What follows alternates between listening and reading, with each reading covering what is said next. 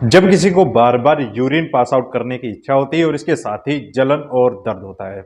इसके कई कारण हो सकते हैं, जैसे कि यूटीआई यानी कि यूरिनरी ट्रैक्ट इन्फेक्शन। जब मूत्र मार्ग में किसी तरह का इन्फेक्शन हो जाता है, बैक्टीरियल इन्फेक्शन हो जाता है या फिर पैरासाइटिक इन्फेक्शन हो जाता है या फिर वायरल इन्फेक्शन भी हो जाता है, जिसकी वजह से लोगों का जो यूरिनरी ट्रैक्ट होता है उसमें सूजन आ जाती है।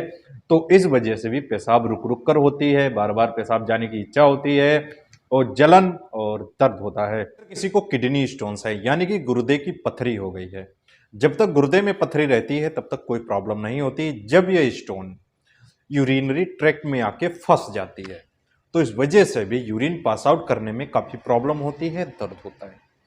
पुरुषों में प्रोस्टेट ग्लैंड होती है जिसका साइज बढ़ जाता है, इसको प्रोस्टेटाइटिस भी बोला जाता है। तो इस वजह से भी लोगों में ये प्रॉब्लम आने लगती है।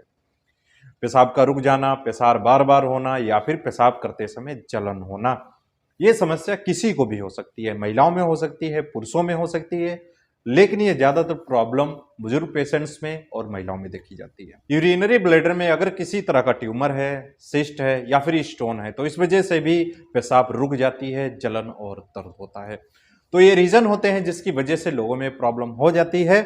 इसको ठीक करने के लिए सबसे पहले आपको डॉक्टर के पास जाना चाहिए, अपने आप ट्रीटमेंट नहीं करना चाहिए। इन्वेस्टिगेशन के लिए डॉक्टर कुछ टेस्ट भी कराते हैं, जैसे कि होल एब्डामन का अल्ट्रासाउंड करा सकते हैं या फिर लोअर एब्डामन का यूएसजी कराया जाता है, एक्सरे कराया जाता है, यूरिन की भी जांच कराई जाती है, यूरिन का कल्चर करा सकते हैं या फिर रूटीन चेकअप जो होता है आरएम जिसको बोलते हैं यूरिन का, वो भी करा सकते हैं।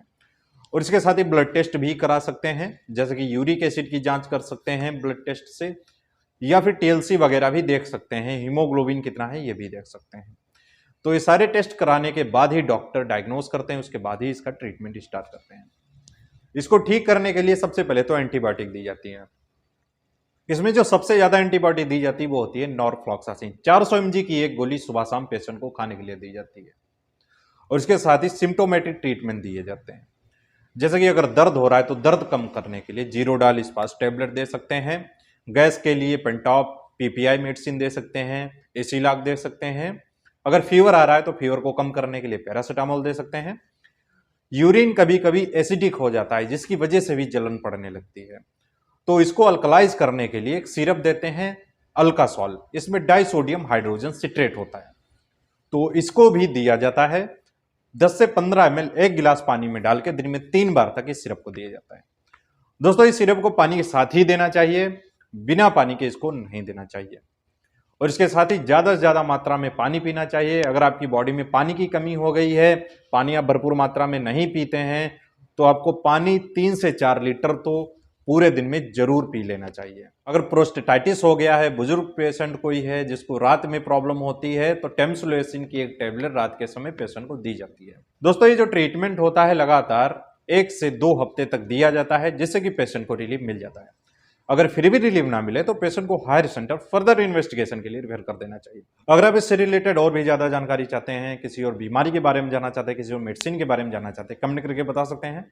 इंस्टाग्राम पे मुझे फॉलो कर सकते हैं, मैसेज कर सकते हैं। आई होप दोस्तों आपको वीडियो पसंद आया तो इस वीडियो को लाइक करें, चैनल पर नए सब्सक्राइब जरूर कर लें, बेल आइकन को प्रेस कर लें, जिससे कैसे इन्फॉर्मेटिव आपको हमेशा मिलते रहेंगे।